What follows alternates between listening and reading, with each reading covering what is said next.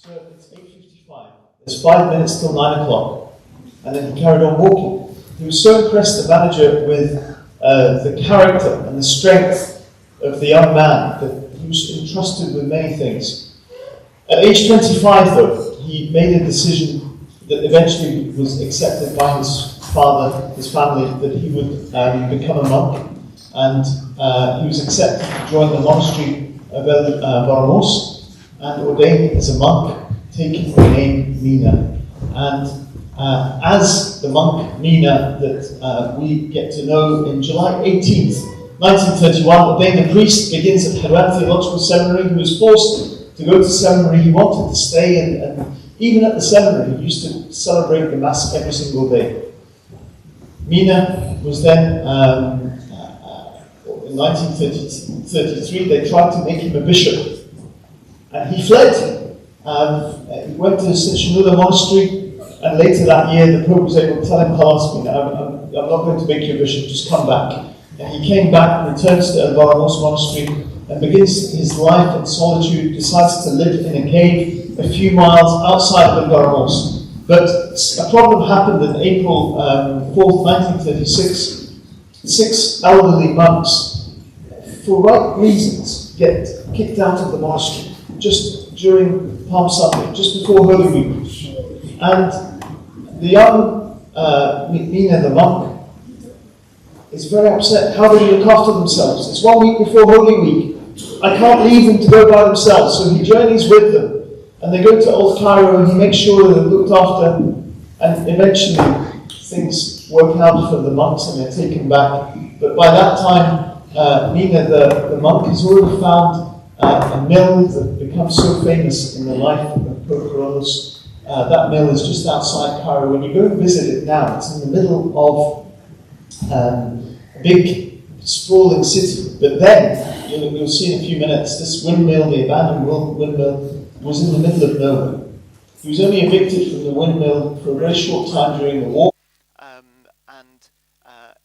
Even while at the windmill serving as a monk, he was appointed as the abbot of St. Samuel Monastery that he used to visit once a week, sometimes once a month, to be able to support the new monastery and allow it to flourish. This is the mill, as it would have looked back then, in the middle of nowhere, but just outside Cairo. No roof, no door. That was where he was praying. That's where he used to meet the Lord. And later on, he would say, after such a great feast as the relics of St. Mark coming back, he would say to his son, his spiritual son, this is nothing compared to just 6 hours or a day in the mill. This is where his heart was, to be with the Lord in prayer. So he started to get well known. Word spread of this solitary monk that lived on the outside of Cairo, and people used to come to him for wisdom, for silence, and he used to be able to already have a gift of healing, already telling the future. I just want to say at this point that even if young Mina remained without miracles, without the ability to see into people's hearts and into the future, he would still be a great saint in our church. The depth of his spiritual life, the depth of his relationship with the Lord, as we'll see with the Bunam Shui Kerman, meant that he was amongst one of the most spiritual giants that we've had in the 20th century. Even without his miracles, even without those things. So I'm not going to touch too much on his miracles, but he had a great relationship, him and Mary Mina, and we're going to see now entering into the stage that is his spirituality. How did he grow close to the Lord? And we can't say more than what Pope Shenouda has said. Pope Shenouda has said there is no man in all of the history of the church like Pope Cyril VI, who was able to pray so many liturgies, 12,000 liturgies and more he would have celebrated in his lifetime. This matter never happened before in the history of the popes of Alexandria, says Pope Shenouda, or in the world, or even among the monks.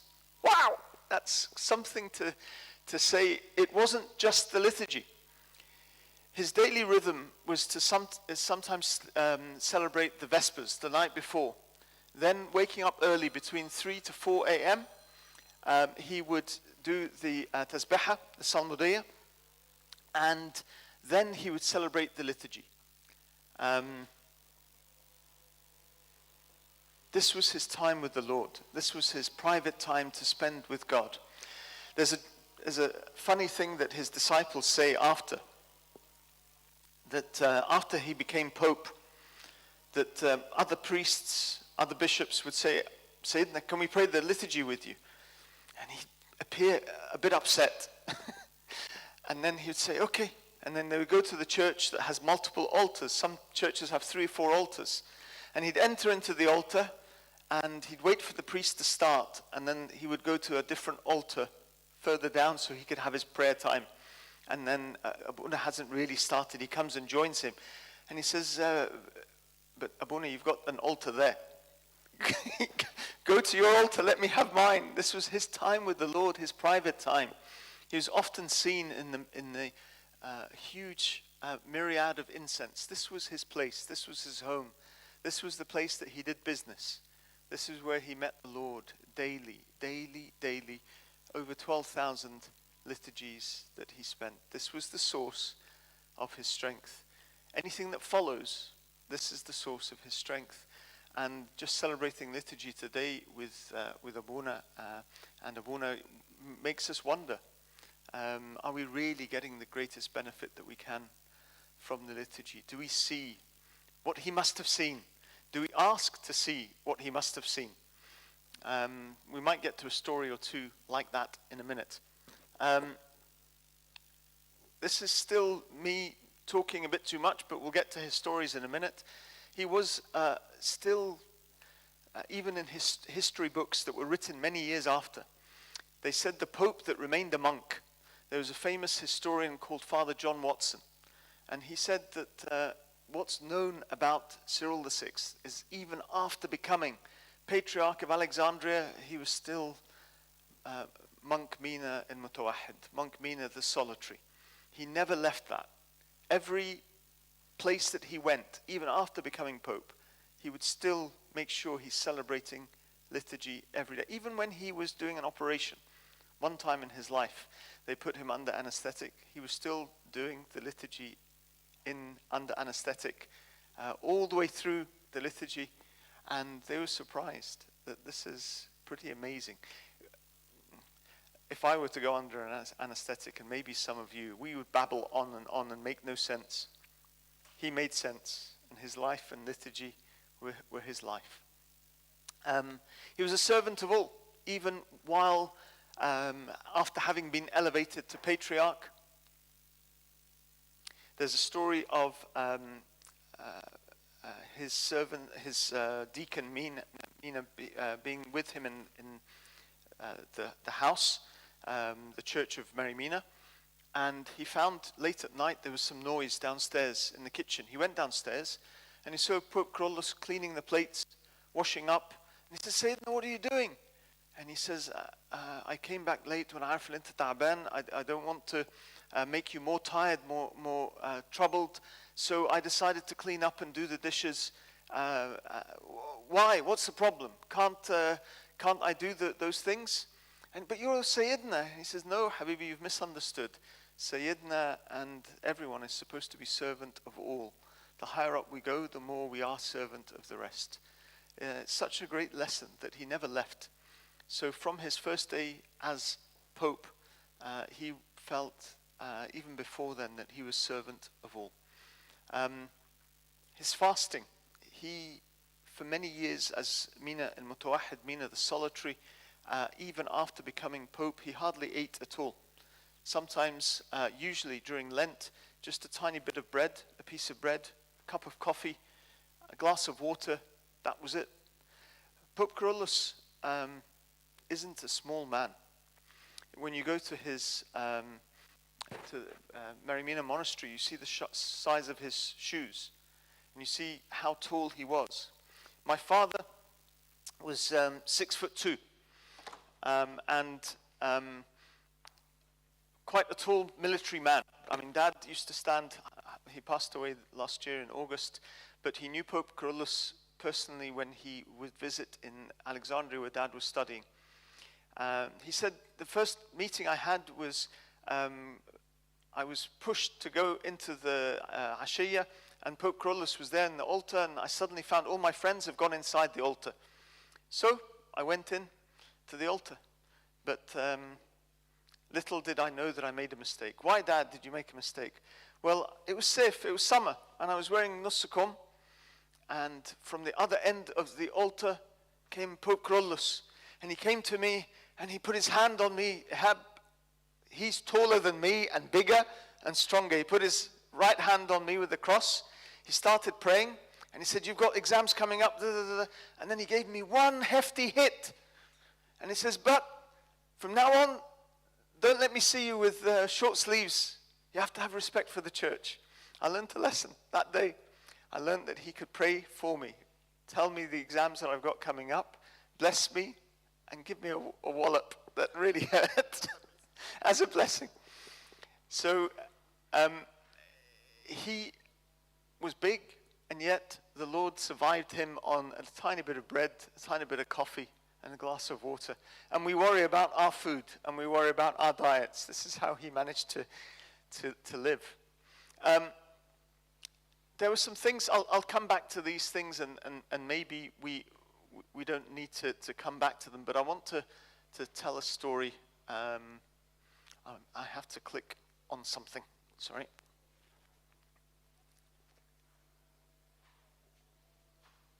In fact, George, can I borrow you?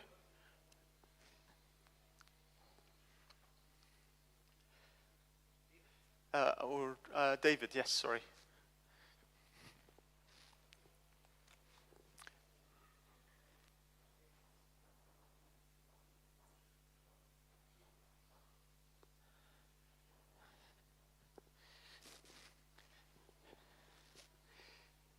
So I don't know how we're going to do this with the laptop being far. But one of the stories that's told is about his fatherhood. And this is what I want us to look at today. Sorry, David, can I give you this to plug in at certain times? Because I need to click on the screen. Yeah, I'll come to you. No, because I need to click and I'm not next to the laptop. I'll explain. Sorry. So Pope Kyrillos once sat in the reception area of his residence, greeting his visitors. A man brought a young girl, walked in and greeted His Holiness and said, Sayyidina, pray for my niece, Your Holiness. The man began, her father just died and her grief is too much for her at such a young age. Pope Kyrillos looked at the girl and smiled warmly. Come closer, my dear. Are you sad your father has departed? Well, the church has made me your Baba. And this is the title the church has given me. I'm your Baba from now on. Consider me your dad. If you need anything, or if you suffer from sadness, talk to me. He not only said it, he used to ring her and began constantly checking up on her. On feast days, he would send her handwritten greeting cards. And with money inside, he would telephone her and invite her to come and have breakfast with him at the residence and made sure all her needs were met. This was a true father. And there are many stories like that, and they just make you feel, how can we compare to such a person? This is his fatherhood. There are many stories that we can get to. Thank you. His vision and legacy. So we're going to get to that. When we, I might be able to use this, but for some reason the, okay. So his vision and legacy, if we can go to the next page, sorry, have you? Oh, maybe that will work. Yeah. So within 3 months of becoming Pope, this is still a bit of the boring bit. I'm sorry. Some bits are exciting, some bits are historical. But it shows us the man whom has changed the church. Within 2 or 3 months of becoming Pope, thank you, Hamu, he set up, there was a problem in Ethiopia. Ethiopia had always wanted to be independent. Ethiopia, we give them, up until then, their Abuna. Abuna for them is the title of the Pope. The patriarch, the bishop that ranks. and they wanted to separate and to have independence. How come you send us a bishop from Egypt? Remember, Ethiopia is 40, 50 million Copts, 40, 50 million Christians, and Egypt then was only 12 million. They're a proud nation, a nation that deserves to have their own leadership. Pope Kyrillos immediately discovered that this was happening. His first journey, within 3 months of becoming Pope, was to meet with the Ethiopian Orthodox Church in Ethiopia. He met with them and said to them, "This is the last time. You will have no more a Pope from here. We will appoint your own Abuna from your own people, from your own monastery, and you will have independence from then on." This is the vision of the man. And we glimpsed it within the first 2 to 3 months of him becoming Pope. He had a vision for the future. That church now became independent, felt that they were in charge of their own destiny, and their mother church, whom they still loved, was the Coptic Church. There was still union. It didn't cause a division. There was problems happening with El Mejlis Milli, the lay council, and he was able to bring everything under the authority of the Patriarchate of the Church. It was the first time that we get represented in the World Council of Churches. This is a big deal. If I were to tell you that there still remains our Eastern Orthodox and Russian Orthodox family still don't go to the Council of Churches, and at least didn't go then. Pope Kyrillos had the vision to say, I'm going to send, and I'm going to try and unite, and I'm going to try and have a vision that the church will be one day. How will it be one day if we don't start dialogue? So he sent, and you'll see later that he sends Abuna Bishoy Kamil in 1960 and 1965 to represent the Coptic Church at the World Council of Churches, and Amba Samuel and others. This was the vision of the man that we're looking at today. His life was all prayer, yes, but he had a definite vision from the Lord. His love for the Virgin St. Mary and the fact that this was such a blessed time in the church meant that the Virgin Mary couldn't stay away but came to bless our church. For 3 years, almost daily, the Virgin St. Mary would appear on the top of the Church of Zaytun, and she would bless the crowd. Sometimes they would see her blessing the people that were there. Sometimes there would be doves alongside her. And this wasn't a crowd of just Christians. Wasn't a crowd of Copts. It was Catholics and other denominations and Muslims. And sometimes even the president, Abdel Nasser himself, came. And he saw and he witnessed with his own eyes the Virgin appearing. And the Pope sent delegates to investigate and to document and to make sure that this is real. He already knew it was real. And then when they asked him, Sayyidina, why aren't you coming? Coming to see the Virgin St. Mary. And he says, we see her every day, Habibi. Every day, my son. Okay, very scary. But this was the Pope, and this was the blessing of the Virgin St. Mary during that time. Imagine the atmosphere. Imagine that with just prayers and the appearance of the Virgin St. Mary, the church was recognized as being a church for amongst a Muslim country. They began to respect and love Christians as well. Something began to continue to change. In a few minutes, I'll ask our priest to tell us what the church was like before Pope Kyrillos, maybe 50, 60 years before it, but I'll ask in a minute. Something happened in June 1968, which was a very joyous time for Pope Kyrillos. He was told that he went and got the relics of St. Mark from the church in Venice that bears his name, the Cathedral of St. Mark's in Venice. You see, almost 1,100 years, and we didn't have the relics of our own founder in Alexandria, in St. Mark. It had been taken from us to Italy, and now the Pope went to get the relics back of St. Mark, and that day was joyous. The vision of St. Pope Carolus was that he invited the world's press, the world's churches, the world's leaders to come and celebrate with him. There's the picture of him standing next to Gamal Abdel Nasser, the president of Egypt at the time, and Haile Selassie of Ethiopia, hand in hand. This was the man that was uniting and moving us forward in the world as well. It was such a joyous time, and yet he whispered to his deacon,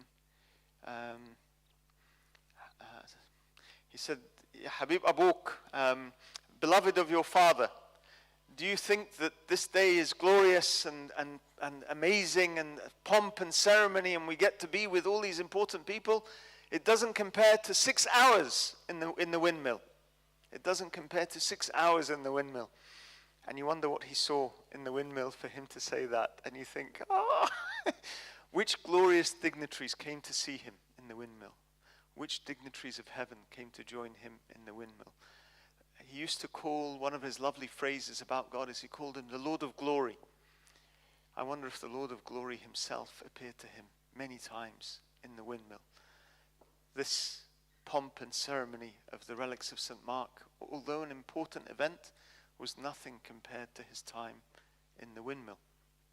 So, moving on.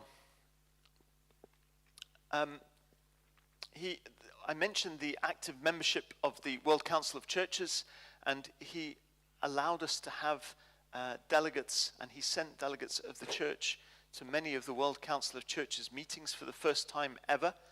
And there was a spiritual revival. There was a spiritual revival, and it was renewed. Actually, let me jump a few. So, if I were to ask you to think about the vision of the man that Pope Cyril VI is, you probably just see it in the people that he appointed to take charge of different things under him. Amba Samuil, Bishop Samuil, was, for the first time ever, a pope set up a new thing called a general bishop.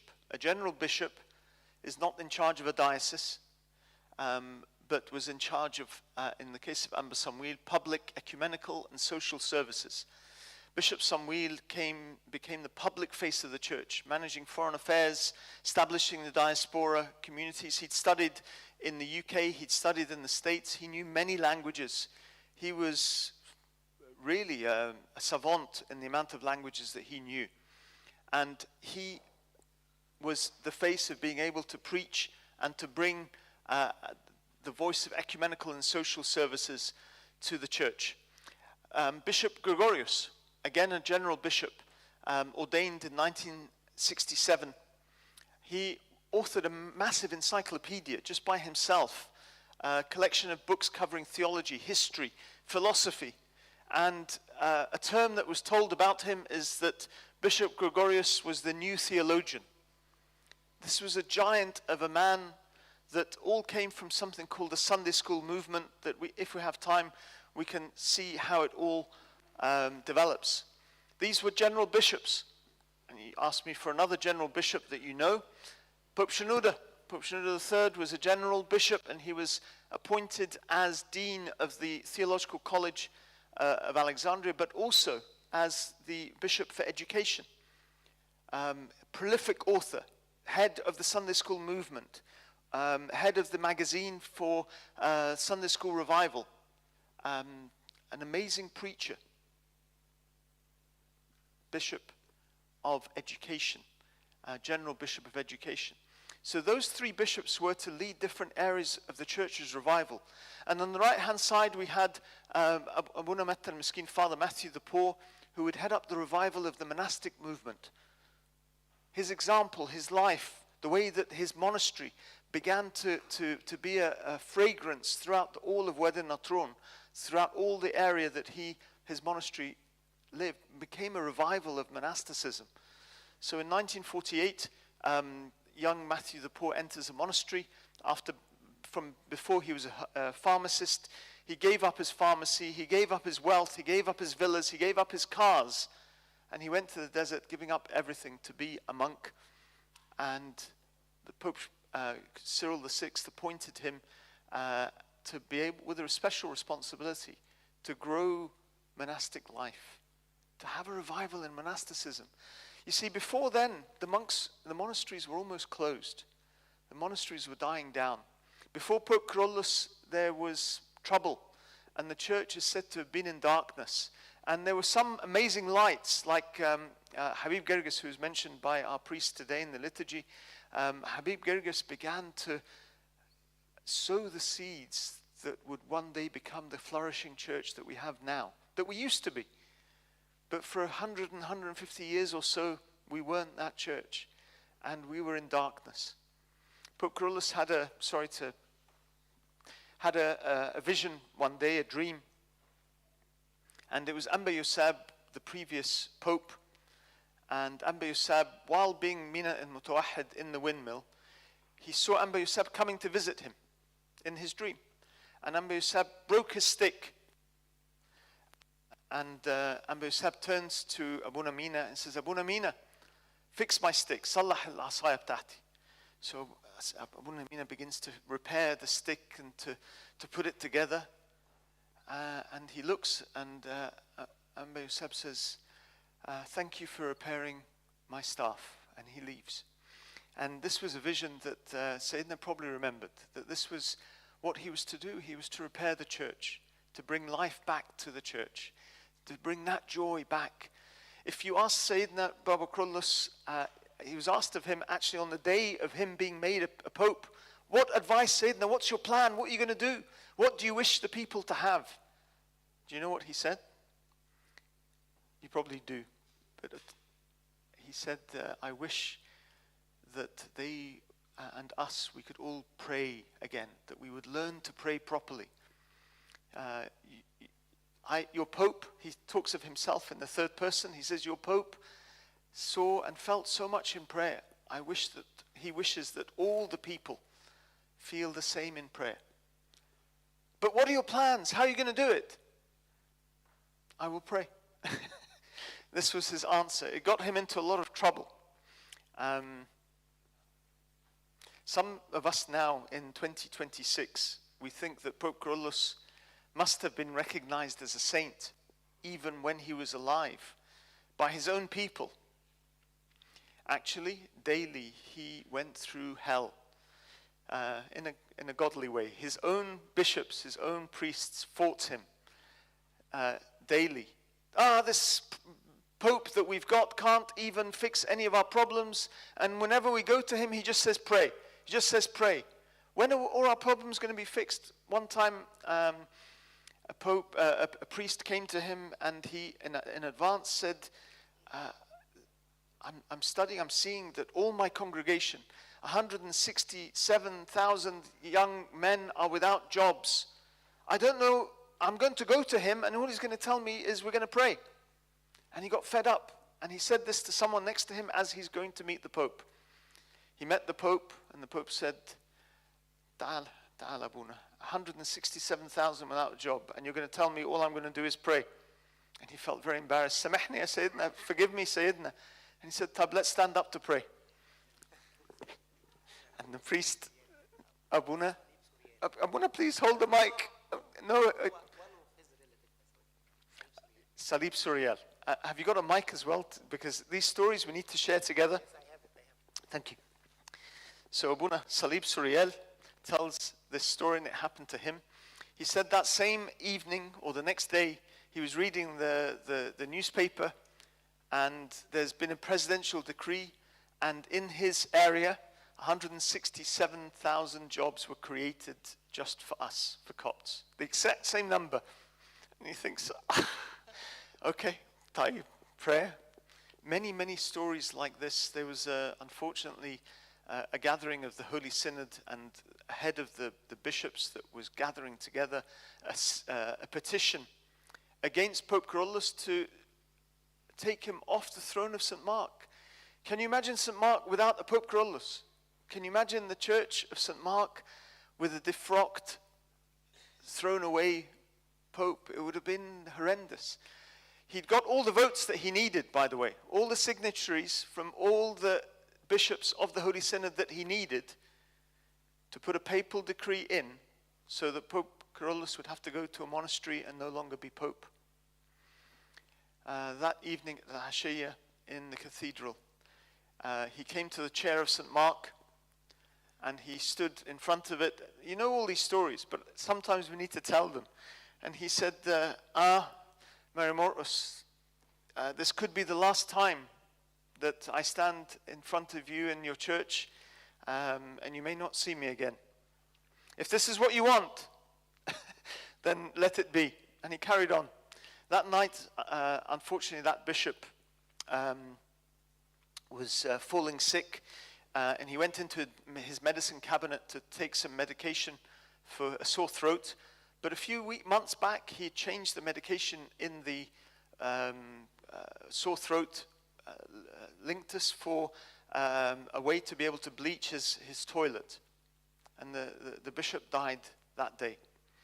And Pope Carolus, the next day, his deacon says, he stood in front of the chair of St. Mark weeping. Yani lazim kida. Was this the only way? So his whole life he was mocked as just being a weak pope, someone that couldn't do anything except pray. And now we think of it, this pope that based everything on prayer, this is what we needed. This is what revived the church. This is the vision, the people that he set that revived the church.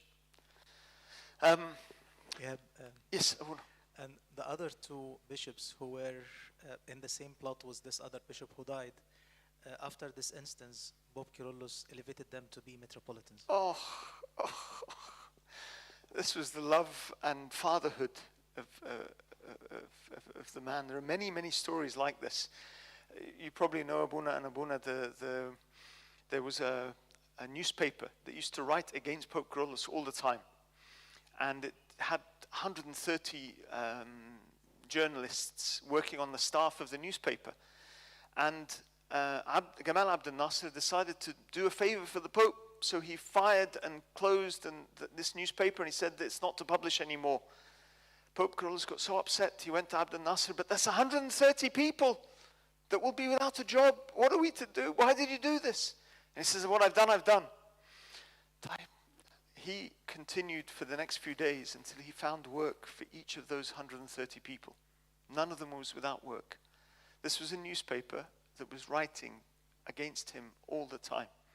This is the fatherhood of the man that is our Pope. Tassoni Tamaf Irini was also to have a huge, huge effect on revival in our church.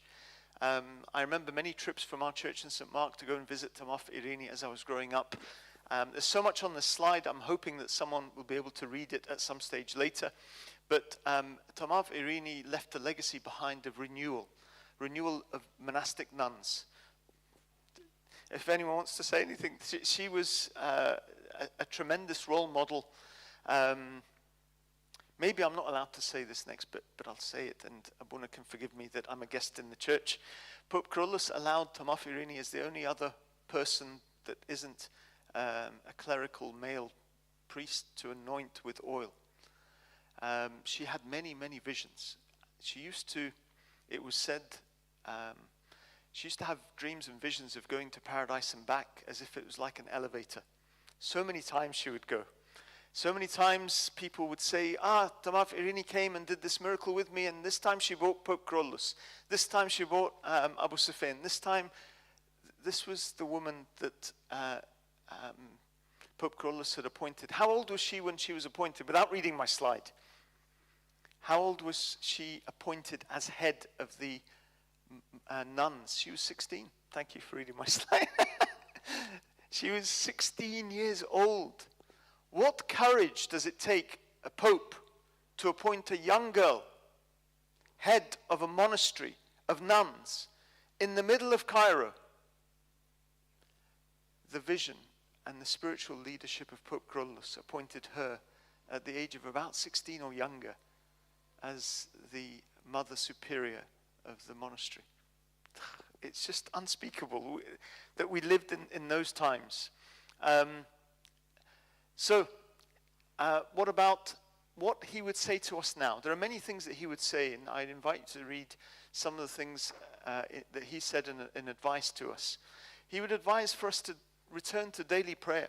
He said to some of his children, even if it's just 15 minutes at the start of each day, pray them, even if it's just 15 minutes.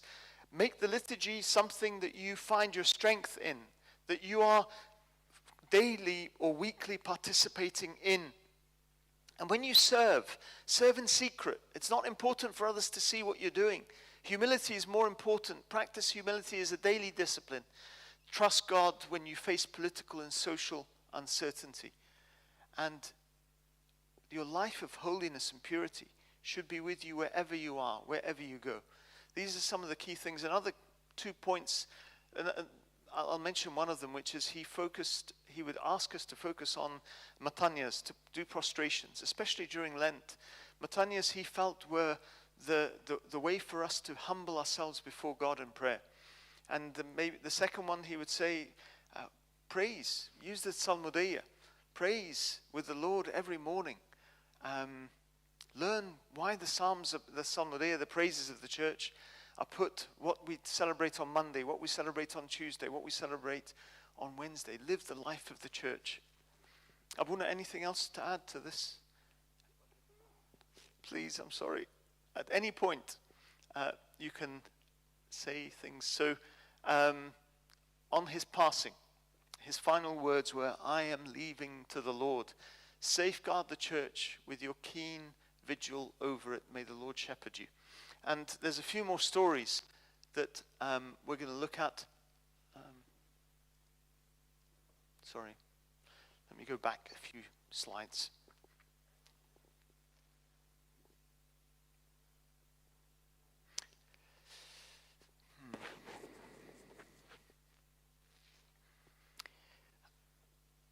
I was born in 1972. Pope Kyrillos died in 1971.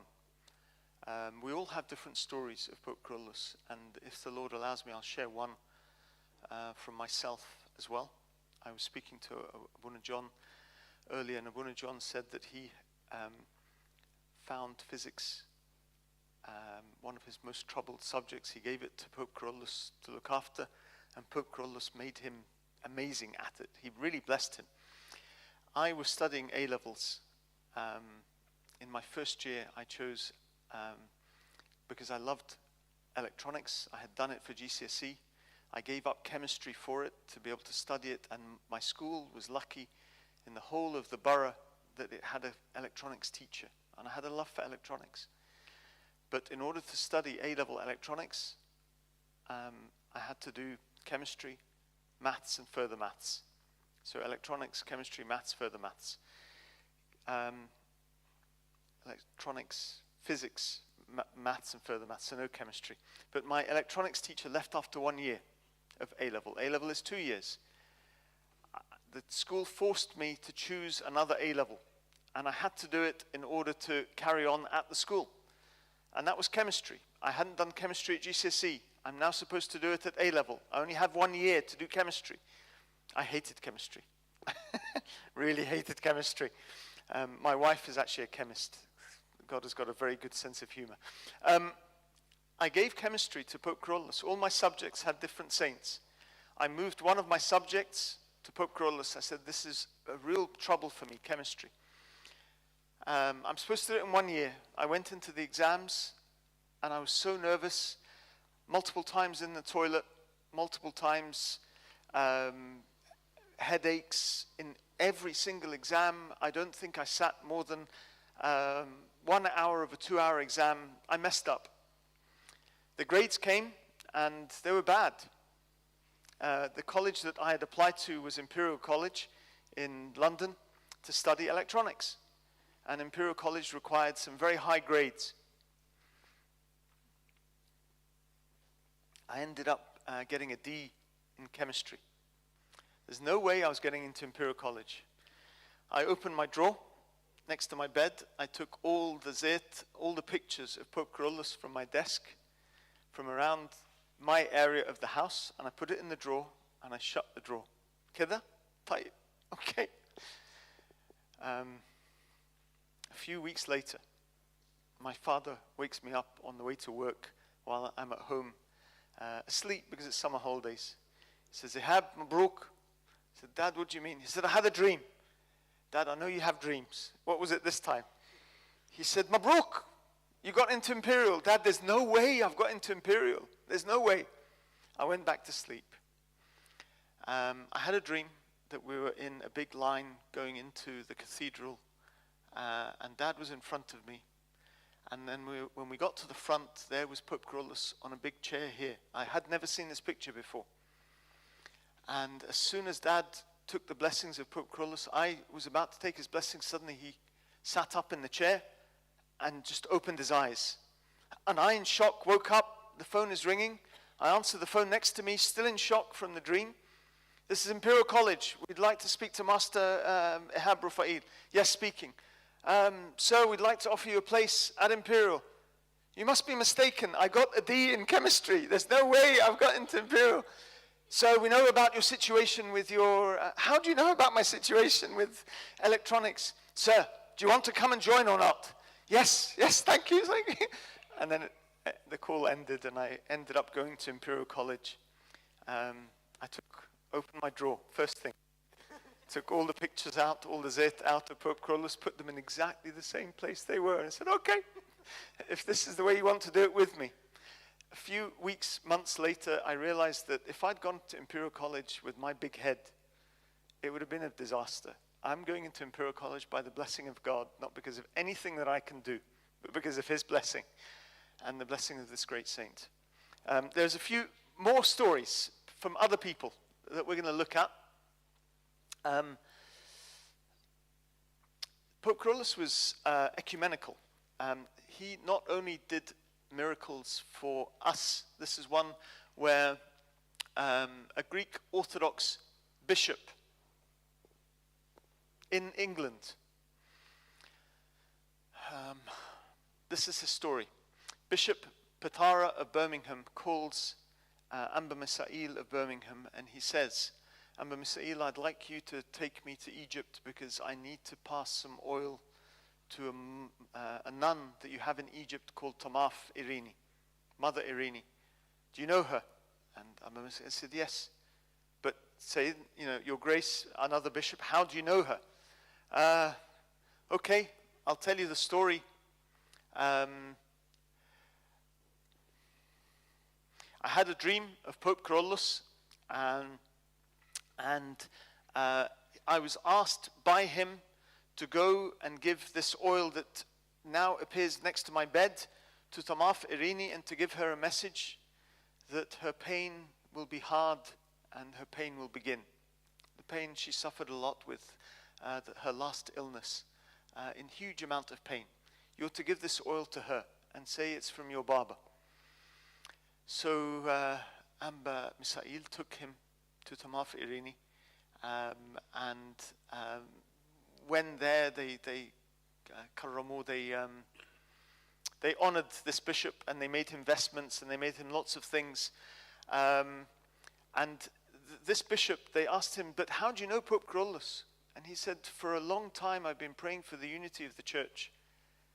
And I found that the person who would always appear to pray with me in my visions, in my dreams, would be this Pope Kyrillos, until he then appeared with me for oil to take to Tamaf Irini. Was he a Copt? He wasn't a Copt. Was he from the Oriental Orthodox Church? I'm sorry, he wasn't. And yet, Pope Kyrillos did these miracles with them. There's one other story of a young girl.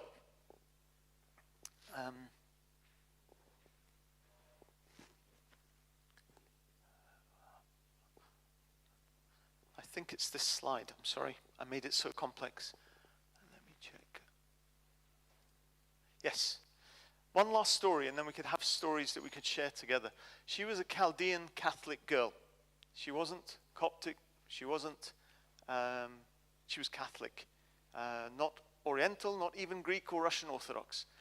And Abuna Bolis George was in Canada, and he was giving some talks, and he was asking some advice of the youth who had emigrated to Canada from Egypt from 4 years back, and the plan was to help them, those in Egypt, to get to Canada. this young girl began to cry in front of him, 16 years old, on the Mangalaya. And he said, oh, what's going on? What did I say? Abuna Bullis George, you know, is very funny. He can say different things that he thought, maybe I've upset this girl. So he talked to her afterwards, and he says, I'm sorry if I said anything that would have offended you. I'm sorry, you know, I didn't mean to upset you. She says, no, it's not that. So what did I say that hurt you so deeply? He said, you know the stories that you were mentioning, it reminded me of something that happened to me.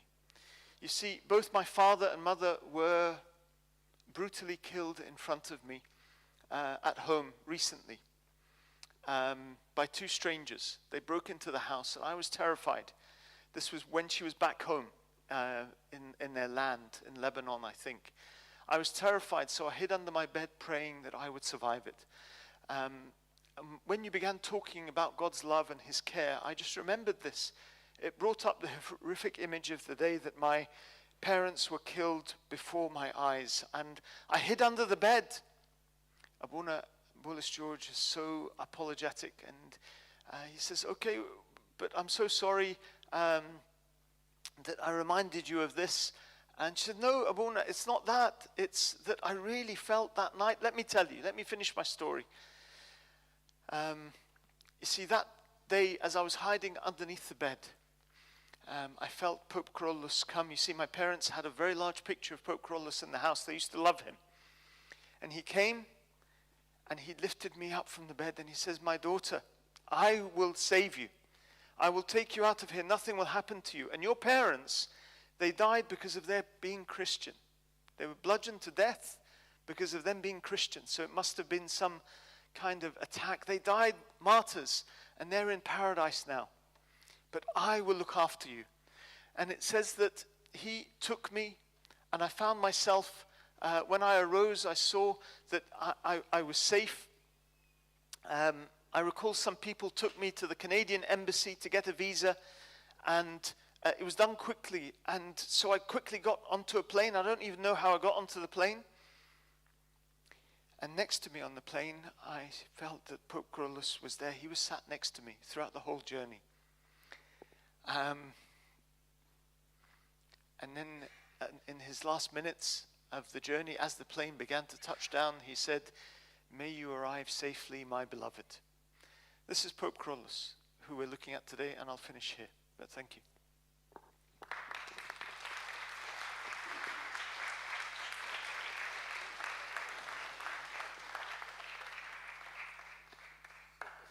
Thank you. Thank you, Ahabagat. Thank you so much. Very nice talk. I'm really amazed with this man, honestly. I would like to see something, not mention any miracle that he has done, but something that's amazing, and it was recorded in the liturgy while he was enthroned on the day of the prayer and the ceremony, when they got him to be enthroned as the Pope of the church. He was praying the gospel on that day. This is according to the arrangement of the day of the service. He was praying the liturgy, and the gospel, and the gospel of that day coming from John chapter 10. Those who are here with me can tell me, what is John chapter 10 speak about? The Good Shepherd. And he was praying the gospel with tears. And he came to this point, and he said, the Lord Jesus Christ saying, I am the Good Shepherd. And he repeated so many times. So he didn't say, I am the Good Shepherd. He added few words from his heart saying, I am not the Good Shepherd, but he said that I am the Good Shepherd. He said, this is the humility of a man who really, the whole world, love asking for prayer and asking for his intercession. May the Lord bless you all with his prayers and his intercession. We will have 30 minutes. It is now 2:15. So we will come here 2:45 after 30 minutes to start the second talk about Abuna Bishoy Kamel. Abuna, can I just show one last video? Yes, of course. There's a lovely work online by this man that you'll see in Egypt, and a lot of the images that I took were from his AI production, and I love this video. It touched me, it made me melt. I hope you like it as well. I'm sorry. It's got sound, but I don't know if the sound is working. Let me see. Sorry, David.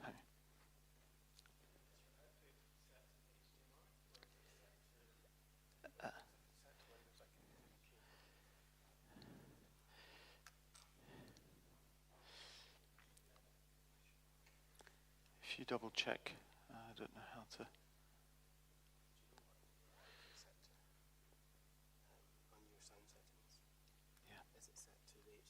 Yeah, no, it's probably just Windows. Yep. I'll double check, sorry.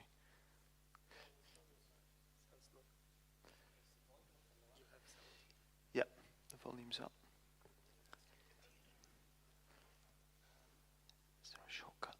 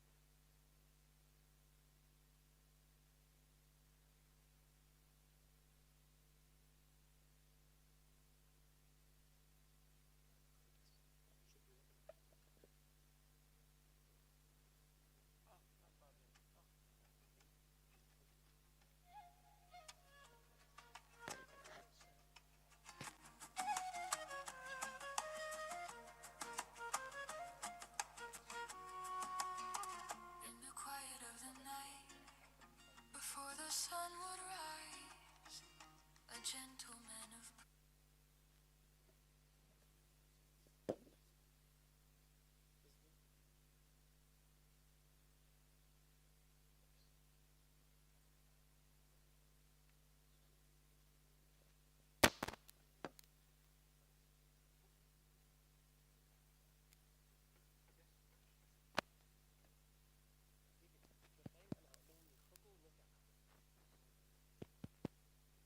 Sorry guys, it's technical issue. We will fix it until you finish your coffee, your tea, finish and come back 30 minutes exactly, and we will start the second one with the video. Hopefully it will work. God bless you all.